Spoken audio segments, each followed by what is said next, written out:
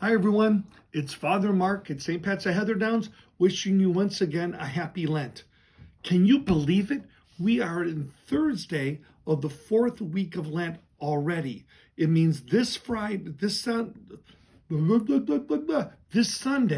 will be the fifth Sunday of Lent, which is one shy of Palm Sunday.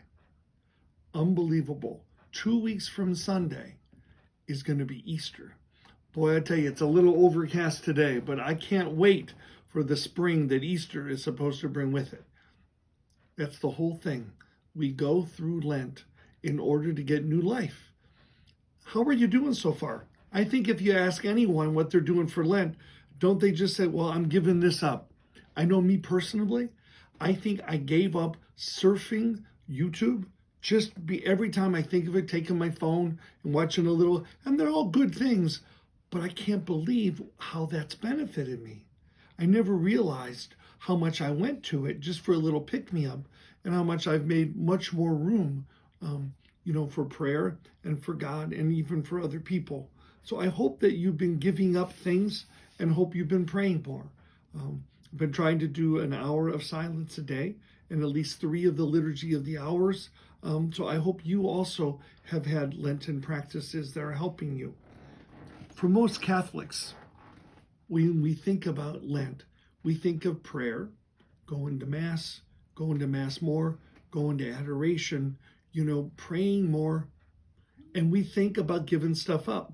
It's the third category, almsgiving, that we don't always really pay as much attention to. Part of the thing is we don't know what the word alms means. So the purpose of this video is to talk a little bit about almsgiving to give us a little more kind of understanding of this important practice. So almsgiving is making a gift of alms, which is physical gifts, money, food, goods.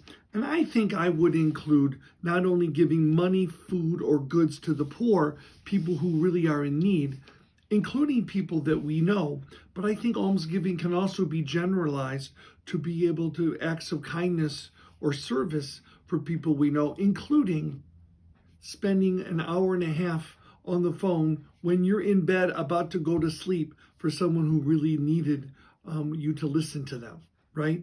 We've all been there.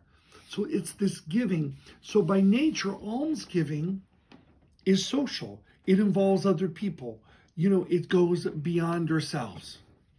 The other thing is that choosing to give alms makes a difference for those who give. It's an exercise of detachment, a reminder that money is not an ultimate good. Money can, in fact, be a distraction from things that are more importantly. So giving up some money helps us to redirect our attention to what we really value. So that's why we do it. That's why we're told to give 10% of our earnings away. That's not even Lent, is it? Tithing is 5% to your parish and another 5% to charity right off the top. Gosh, we believe that even in Old Testament times, right? Just to be able, everybody always can't do that, but an idea that I give it away. What I'm blessed with is not just for me. And there's something about giving that makes us feel great and puts money in more proportion. If you've ever given a lot to your parish, like for a fund drive or another charity, whenever you've given a little more than you're comfortable with, you'll have the experience of great freedom and great joy, saying, hey, I really believe in that organization. I feel good about my church. I feel good about the annual Catholic appeal or whatever. I feel good that I gave. That's why I, as pastor this year, is asking everyone to give to that diocesan campaign something, however little, as part of our almsgiving. Also asking for each one of us to make sure that we're giving of ourselves. We're giving money away to people we need, people who need, people we know, people we don't know, organizations, the church. That's part of almsgiving because it helps us to practice detachment and worry about money and security, right? It's social. It helps us to build relationships with people. And number 3, it's an act of love. and being able to give of ourselves and to give of our resources is a way of love, the love of God through the church, the way of love, through giving to people, and to be able to love of humanity by giving to organizations that do good.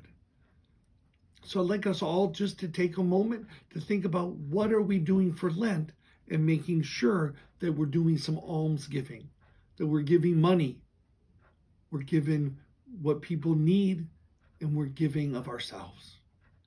May God continue to bless all that we're doing to try to be able to tackle the blocks that we have, right?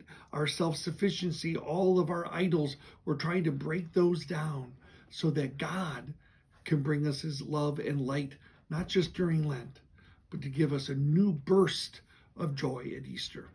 May God bless you. Happy Lent.